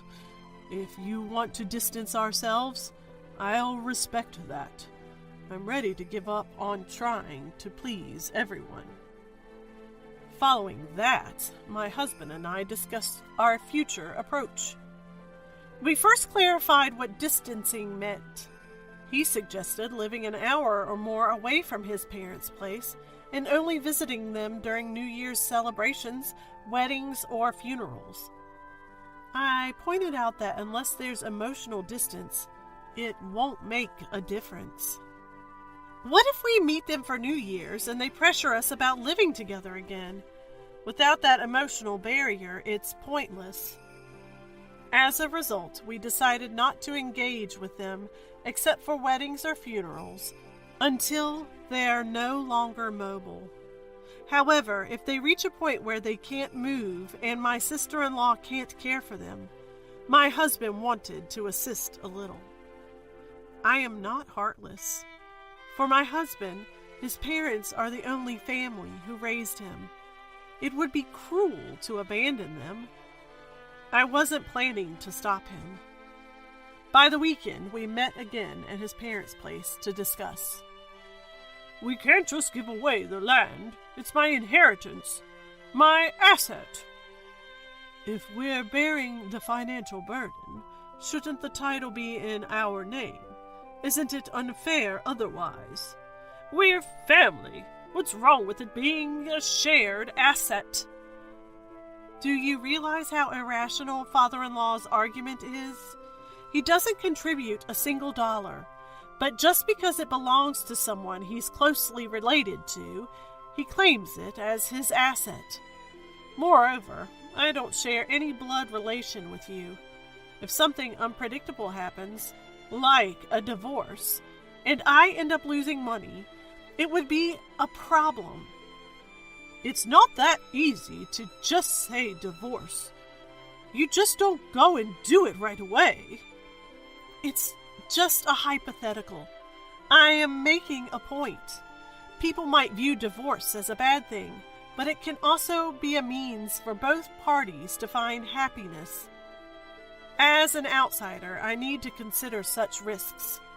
To begin with, the reason our conversation even reached this point is because you won't agree to terms and are just trying to use our situation to your advantage, right? It sounds terrible when you put it like that. We just said if you buy the house, we want to live there too.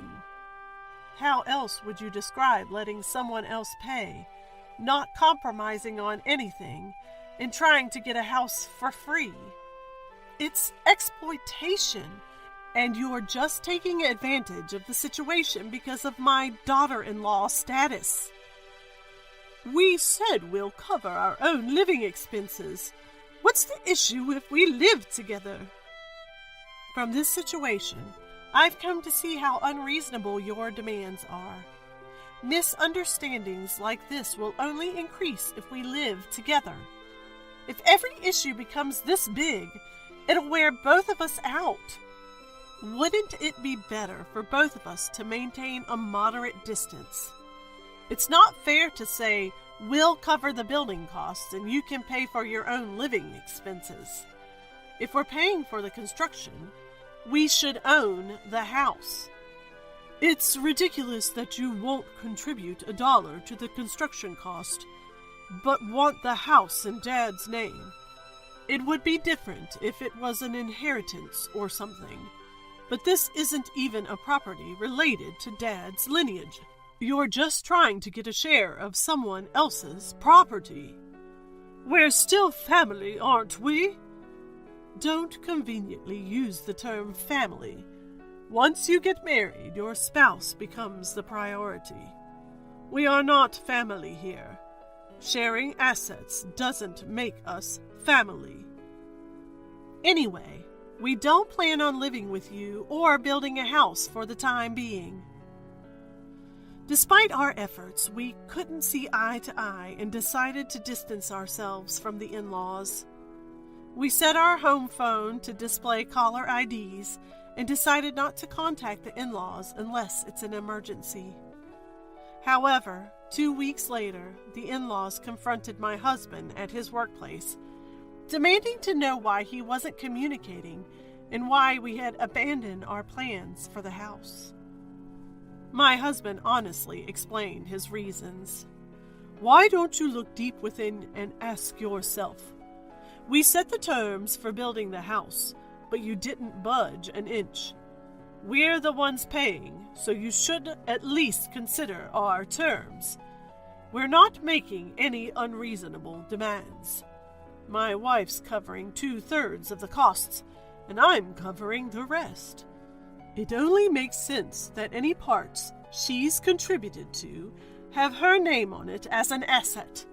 You won't compromise on the terms, won't contribute financially, and don't offer any solutions. And yet, you expect us to build a house on our dime and let you live with us. Don't you think that's a bit too audacious?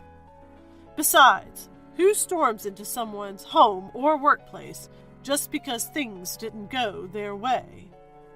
You need to think like adults. We'd prefer to distance ourselves from people like you. With that, he managed to fend off his livid parents. However, it seemed the entire ordeal had drained him both mentally and physically. I never thought they'd go as far as showing up at my workplace. He was utterly disappointed in his parents. Given the inconvenience of their intrusions, we decided to move. Our ties with my in-laws were virtually severed. My husband seems to have no intention of interacting with them until they pass. In our new place, we bought the dream home we had always wanted, and life returned to normal. During our discussions, we were prepared for a potential divorce. In fact, several friends suggested we part ways. But after talking it out, neither of us wanted to throw away everything we'd built together. We felt the desire to support each other as long as we could. Through this experience, my husband reflected on how easily he's swayed by others, and has since become more assertive in expressing his opinions in our daily life. Now, our bond is stronger than it was before this incident, and our relationship has improved. We've been discussing starting a family soon. We hope to be blessed with a wonderful child. We aim to respect each other's views and live happily together for the rest of our lives. At a wedding reception, the MC announces, Olivia would like to say a few words to everyone. Olivia takes the mic and says, Hey everyone, let me just say the bride's family is so poor, they'll be working until the end of their lives. I was stunned. I'm Emily, 31 years old. Currently engaged to Noah. He was the same age. I love Noah, but to be honest, I'm not so keen on Olivia. But my married friends tell me mother-in-law and daughter-in-law conflicts are pretty much universal, so I guess it's inevitable. Still, I can't help but feel it's a bit much. My first impression of Olivia was terrible. This happened during a family meeting. The first thing she asked was, So, what did your parents do for a living? They're retired now, aren't they? What did they do before retiring? She didn't even say welcome or anything like that. She asked this before I even had a chance to sit down. Noah, why is your mom asking this before we've even sat down? Noah quickly tried to intervene, but Be quiet, Noah, she brushed him off. Feeling a bit overwhelmed, I answered while still standing. Well, they're still working. Then she barraged me with questions like, What? They're still working? So did they have you when they were really young? Did they drop out of school to have you? Were you a teen pregnancy? I don't think teen pregnancy is inherently bad, but her tone was so prickly it disappointed me. I answered honestly, we grow strawberries in greenhouses. We're farmers, so there's no such thing as retirement age for us. My dad is 62 and he's still going strong. She replies, What? 60 is a retirement age for most people, you know. Even James retired, but now he's a CEO. He'll probably work until he's 67 because he is the founder of Wilson Electronics. Mom, Noah interrupts her with a weary tone. However, Olivia points at me, still standing, and goes on a tirade. Listen, Noah, you don't get it. Your spouse will be with you for twice as long as you've lived your 31 years. Over time, the gap where you two grow up will slowly eat away at you, Noah. Are you sure you want to be with someone from such a low-status family? Just then, the sound of the front door opening echoed through the house. James had returned. I'm home. A voice came from the entrance, and then, you've traveled far. Let's have some tea. Please have a seat. Olivia's demeanor changed in an instant. I was at a loss for words. The transformation was as if she had been in a bad dream. That's how it felt. I'm really sorry for making you uncomfortable. Noah apologized on our way home. Yeah. Truth be told, I wasn't feeling great either, so I couldn't say, it's fine. But what was that all about? After James arrived, we all spent time pleasantly in the living room. I couldn't tell if the weird vibe before was the dream, or if the good times after James arrived were the dream. I felt confused and disoriented. It seemed my bewildered expression gave me away. You see, Mom has this pride about starting a successful business from scratch. But that's no reason to hurt you. I'll have a stern talk with her, Noah said. I see. It became clear that Olivia's real nature was what we saw before James arrived. But Noah's stern words only fueled combative spirit. From then on, she became even more hostile towards me. And as we had several occasions to meet, like during wedding preparations. Are you sure you're actually going through with this wedding, even though you are so poor? Olivia would say to us every time we met. We're not that poor, I managed to reply. But you are definitely poorer than us, she retorted. Absolutely. I don't know how much income Noah's family has, but I know they have a successful business. Enough, Mom. Even Noah slammed his hand on the table in anger. A marriage between the two people involved, isn't it? And your attitude, criticizing Emily's family behind Dad's back and trying to make her back out of the wedding, is just unbearable. It's really underhanded. You know what? If you hate the idea of our marriage that much, you don't have to come to the wedding. Dad said he has to miss it because of important overseas business dealings. So, how about both parents just don't attend? This seemed to light a fire under Olivia. We'll see about that wedding, she muttered, leaving her words hanging in the air. I had thought that her words were merely a case of sour grapes after being confronted head-on by Noah, but I was wrong. On the day of the wedding, it all erupted in the grand fashion. The ceremony went off without a hitch, transitioning into the wedding reception. I was in a pristine white dress. Noah was in a grey tuxedo. We both sheepishly complimented each other. You look beautiful. Noah, you look great too. We were enveloped in our own happiness. As we sat at the head table, the MC hurried over and whispered, Olivia wants to make a speech. What? I looked up to see Olivia, already front and center, poised to speak. She stood tall. I have something very important to address in front of you all, Olivia said confidently. Unable to think of a reason to object, we had no choice but to let her proceed. Then, microphone in hand, Olivia began. Ladies and gentlemen, I'm Olivia, the groom's mother. The unexpected introduction from Olivia quieted the room for a moment. Unfazed, Olivia continued. As the wife of the founder of Wilson Electronics, I've diligently raised Noah to be the future CEO.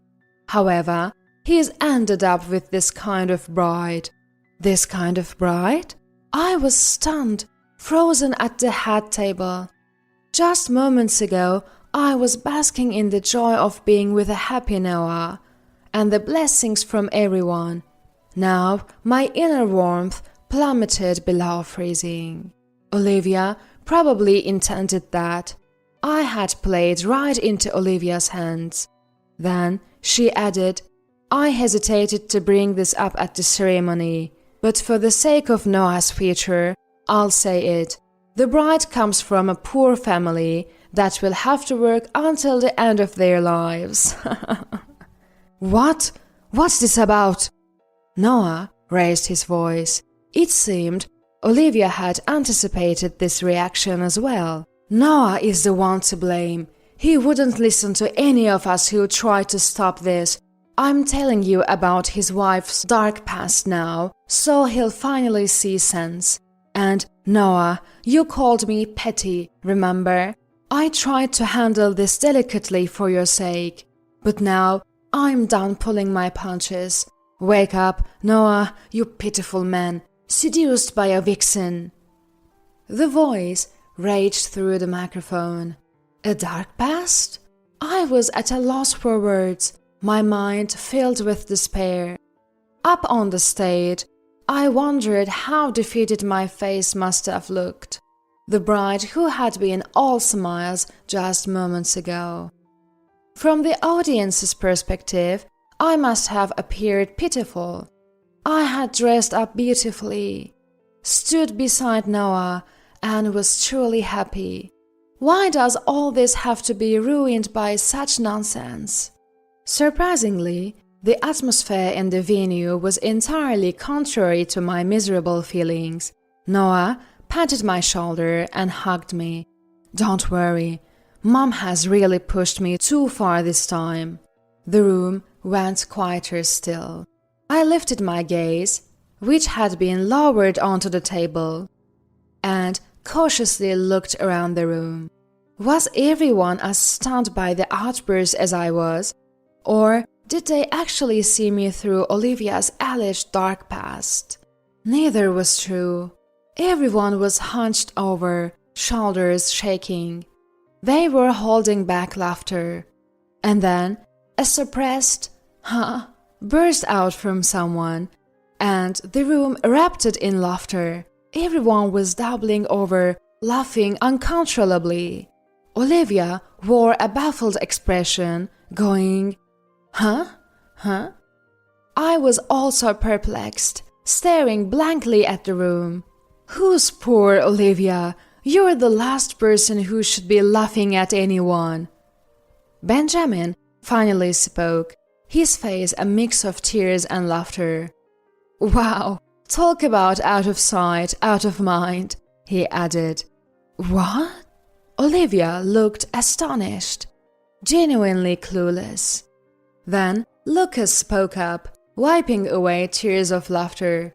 We are talking about the same person who asked my parents for $200,000 when starting their business and borrowed another $20,000 each from us siblings. One by one, other family members joined in.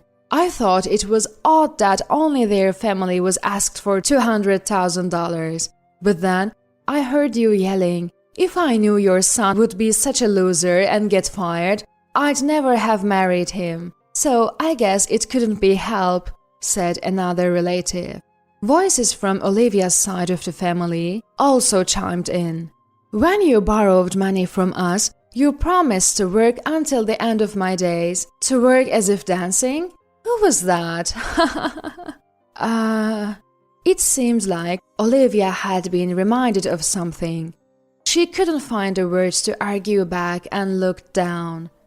Sure, I always knew James was an honorable guy. When he made his company a success, I knew part of it was due to his great character.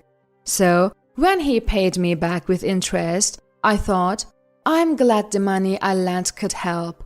But hearing you talk on this stage about how I'm leveraging my parents' money, it made me think maybe you should pay them back in heaven. It seemed that was the truth. After all her talk demeaning me as poor, she herself had been demanding money. Now, it was my turn to look down and hold back laughter. May we say something? Amid the laughter, a person dressed in formal attire stood up with a commanding voice. A formal dress meant, yes, it was my mom.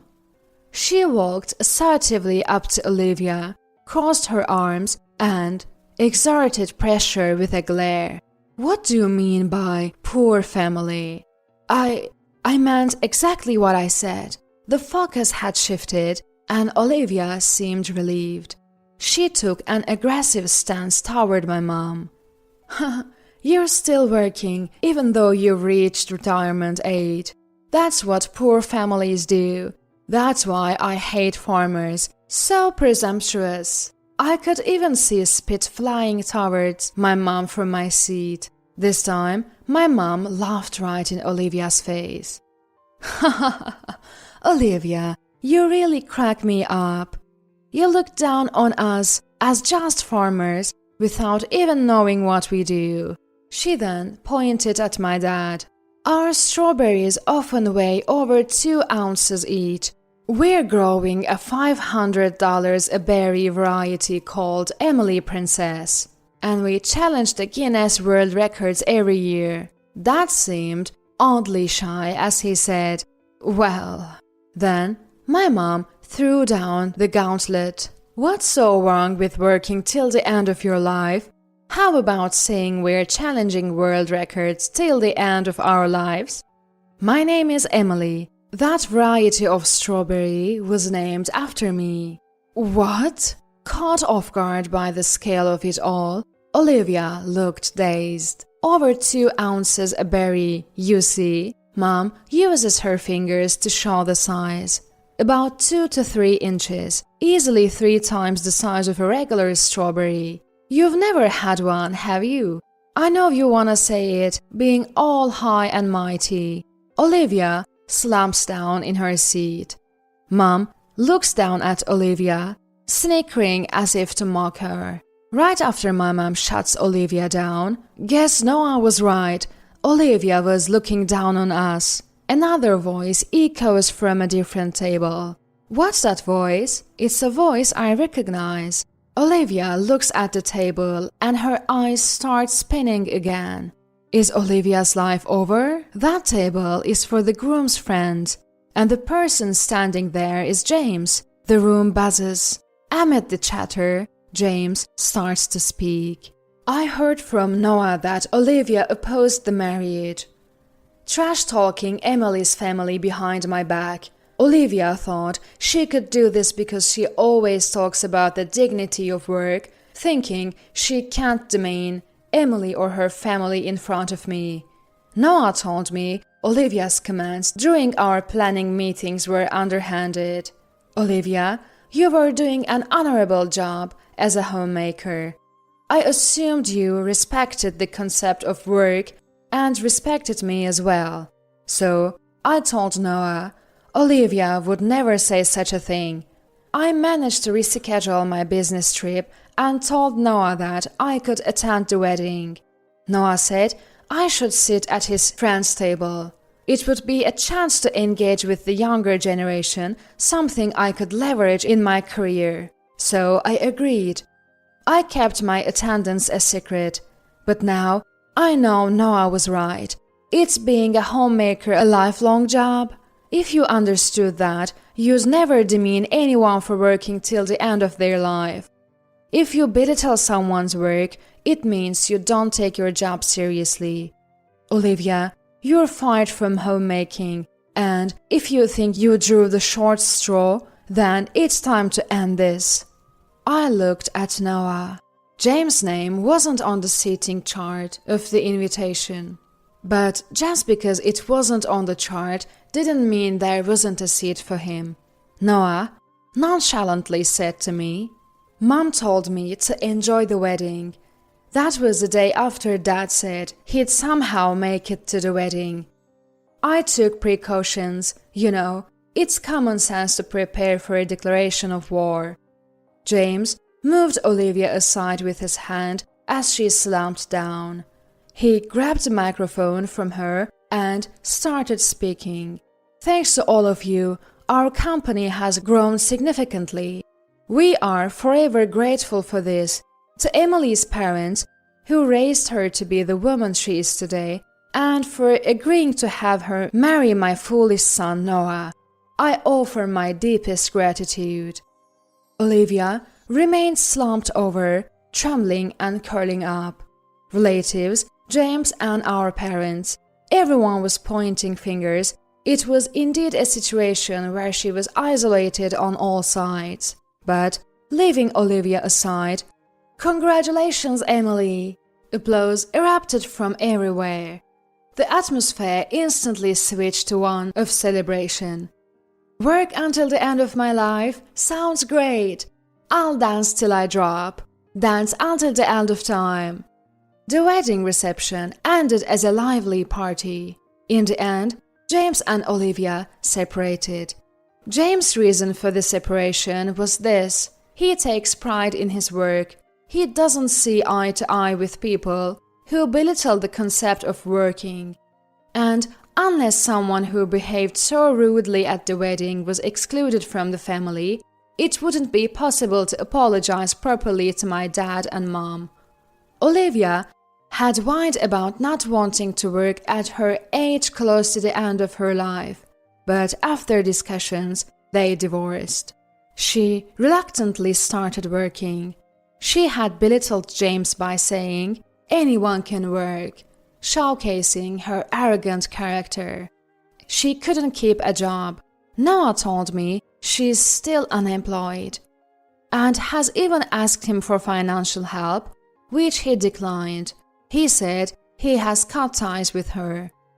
As for my dad and mom, their mega strawberry is just inches away from making it to the Guinness Book. The giant fruit was valued at $500, and even after reaching retirement age, they've built a lavish mansion paid in full. And we are living in the second lavish mansion. And Noah became the second-generation president of Wilson Electronics. Valuing the sanctity of work as experience in this wedding, Noah is doing well as a business leader. And now I'm pregnant with the third-generation president-to-be. With strictness and love, I want to raise our child to find joy in work and become a person everyone can respect, says Noah. He isn't even born yet, but settling on an educational approach is crucial. And I know that a child of this man will surely grow up to be such a person. Feels safe to be born. I rubbed my belly. Welcome home. You're back quite early today.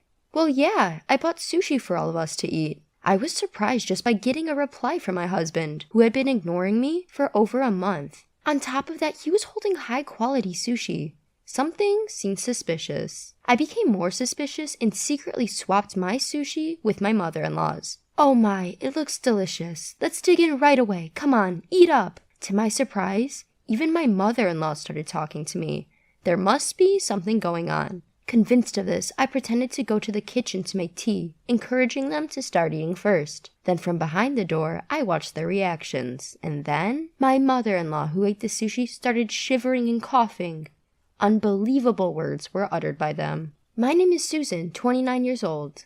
I got married to Ryan, whom I met through my father's introduction half a year ago. I grew up with my strict father who hates dishonesty and my gentle yet strong-willed mother. I am, to put it nicely, a serious person, or, to put it badly, someone who can't adjust to the people around me. I have few friends. Even after becoming an adult, I had no romantic experiences. My worried father introduced me to Ryan, who worked at the company where my father was a department head. My father seemed to have high expectations for Ryan. Ryan's first impression was serious and friendly. He listened intently to my father's stories, and also engaged me in conversation, making the atmosphere pleasant. Apparently, Ryan had a good reputation at the company. He was trusted by his superiors and got along well with his colleagues because of his friendly nature. At a drinking party, when my father mentioned he had a daughter, Ryan asked to be introduced, and my father was more than happy to oblige. My father seemed a bit excited, thinking that spring had finally come for his daughter in her late 20s. It was the first time I saw my usually serious and strict father so excited. He must have been worried about my future.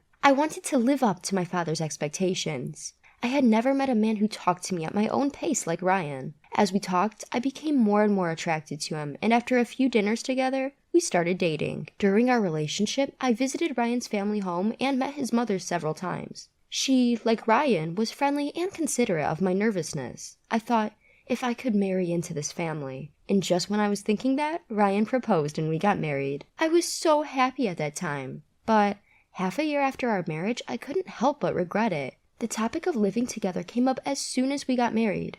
My mother-in-law, who lost her husband, seemed to be lonely and appealed to Ryan. At the time, I didn't doubt my mother-in-law and accepted the idea of living together immediately. However, this was the beginning of it all. As soon as we got married, my mother-in-law's attitude changed completely. It was as if her previous behavior was a lie, and she began to see me as an enemy. Susan, why can't you do anything right? Dinner is late and there's so much food. There's no way we can eat all this. Please, think a little. But yesterday you told me to make more dishes. I tried my best to make them for you.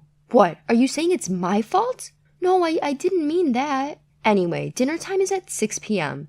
Please be punctual from now on. You can't even prepare a proper meal. I never thought that someone like you would become my daughter-in-law. This kind of thing happens almost every day. My mother-in-law's demands change constantly, and even if I try to meet them, she complains about something else. It was the same this time. After finishing work and rushing home, I finished preparing dinner at 6 p.m., but my mother-in-law didn't show up at the table until nearly 7 p.m. She complained that the food was cold and that I wasn't considerate enough.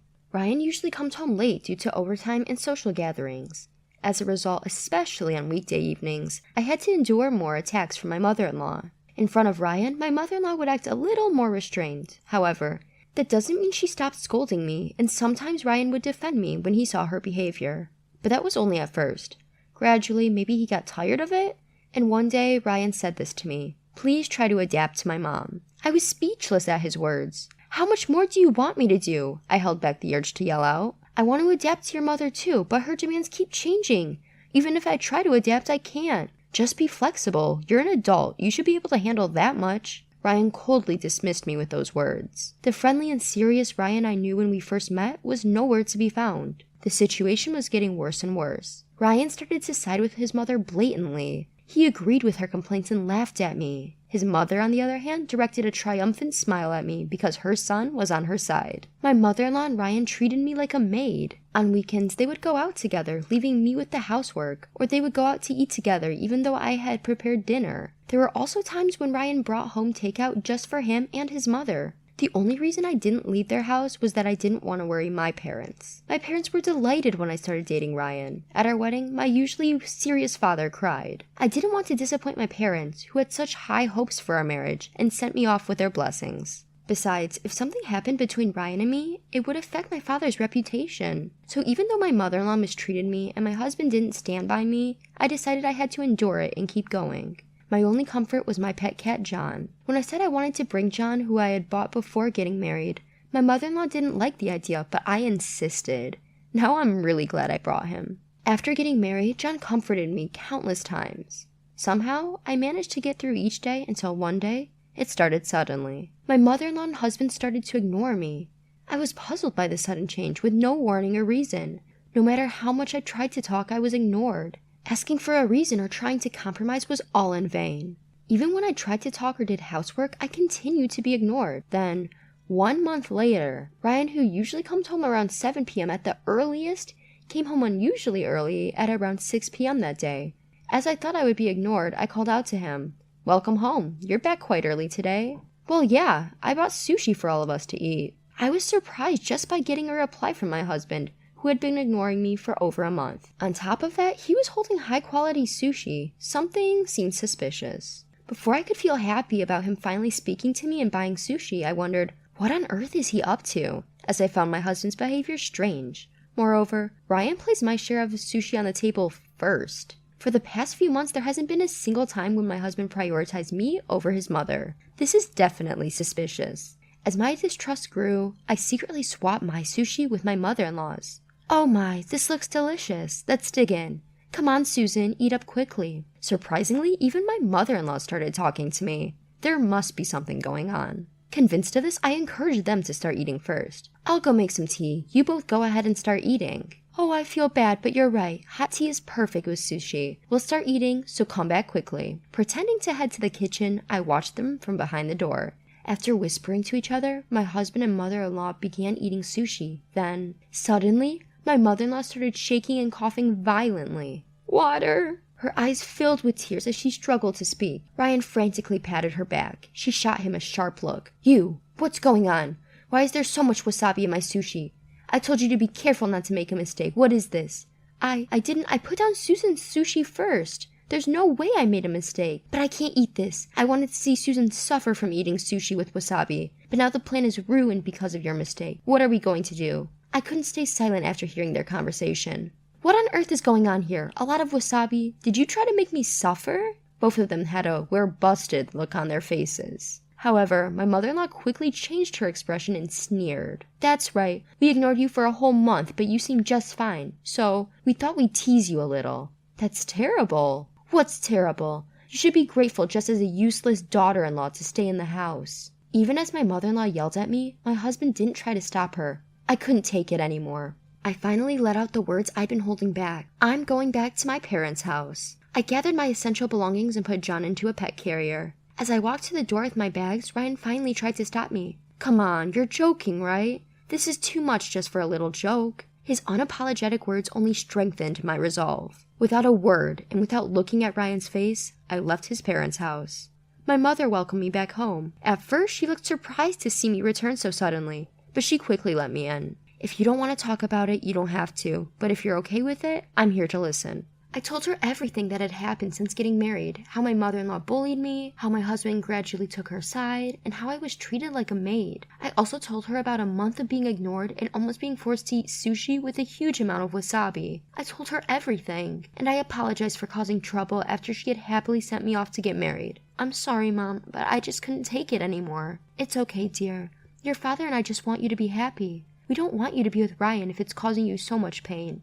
You've been strong for so long. At my mother's words, the tears I had been holding back began to overflow. My father came home from work and after hearing the situation from my mother, bowed his head to me. I'm so sorry. It's all because I introduced you to Ryan. I had no idea he was like this. With a pained look on his face, my father made me feel even worse. Then a call came in. It was from Ryan. The phone rang for a while, but I didn't answer it at all. I kept staring at the screen, waiting for the call to end, and finally, it stopped ringing. That's when I noticed a notification from an app. It was the pet monitor app I had installed for John. I had set it to send me a reminder at this time to make sure I didn't forget to refill John's water before going to bed. Curious, I opened the app and pressed the button for live streaming. There, my mother-in-law and husband appeared on screen. What should we do? Susan isn't answering the phone. It's fine, she'll come back eventually. Anyway, what should we do to her next? Ha ha ha. What if she says she wants a divorce? I'll lose my position as the boss's son-in-law. I was able to pass work off to my subordinates because of my position as my boss's son-in-law. I can't afford to lose that now. Boss's son-in-law. Hearing that, I couldn't hold back my anger any longer. My father, who was next to me, felt the same way. He quietly stared at the screen with a look of disbelief, his hands trembling. I immediately sent a message saying, "Let's get a divorce." Several calls came in right after, but I ignored them and went to sleep. That Saturday morning, the doorbell rang early. Oh my, who could it be this early in the morning? I heard my father's voice from the entrance. Following her voice, I heard the voice that had been irritating me. Please let me talk to Susan. She's misunderstanding a lot of things. It was Ryan. Since I didn't answer his calls, he came all the way to my house. Not wanting to cause my mother any more trouble, I went to the front door. I sent a sharp glare at my husband and spoke coldly. What do you want? Susan, why didn't you answer the phone? I was worried about you. Worried? You teamed up with your mother to make fun of me, ignored me for a month, and then tried to make me eat sushi with a huge amount of wasabi?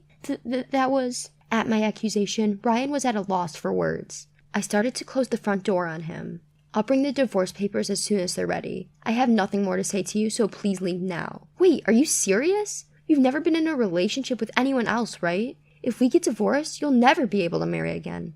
Are you okay with being alone for the rest of your life? Ryan's words only fueled my anger. I played the recording of the pet monitor footage I had saved last night. My husband, Ryan, was clearly upset after seeing the video. I said to him, "You don't want to divorce just to protect your own position, right? You don't even think of me as your wife. I'd rather be single than be with someone who doesn't care about me and abuses their power to oppress others." I showed a determined attitude. My mother nodded firmly at me, and then I heard my father's voice from behind. "She's right, Ryan.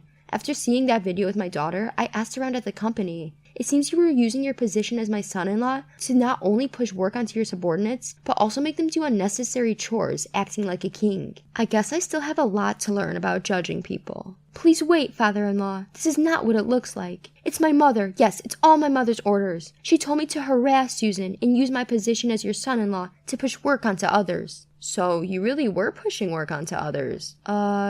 I was not only angry, but also appalled that Ryan was trying to blame his mother for everything and exposing his own wrongdoings. Ryan looked at me with pleading eyes, but I exaggeratedly turned my head away. At that moment, I heard another annoying voice. Ryan, I came to help you. It seemed that my mother-in-law had come to help Ryan, but by that time, Ryan had already betrayed his mother. He pointed at her and said, "It's all her doing." My mother-in-law looked confused. "What do you mean, Ryan? I came here to be on your side. Are you trying to make me the bad guy?"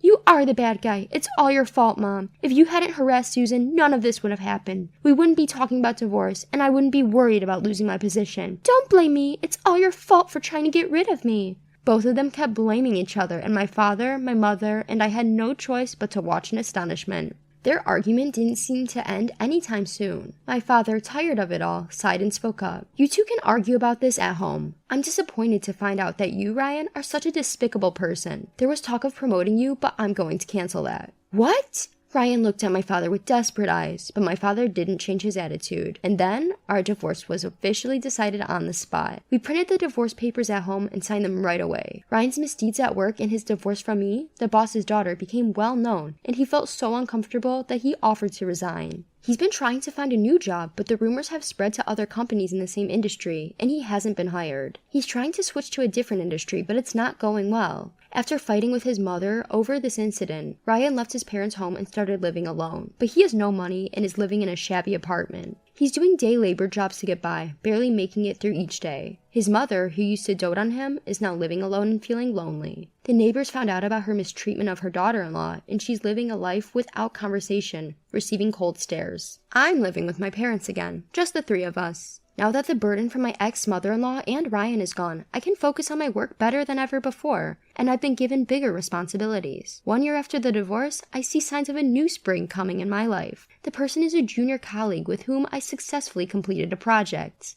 Since joining the company, we've worked together many times and built a trusting relationship. Until recently, we only talked about work, but lately, I've been invited to meals, and the other day, he asked me out. This time, I want to build a happy family, and I believe that with him,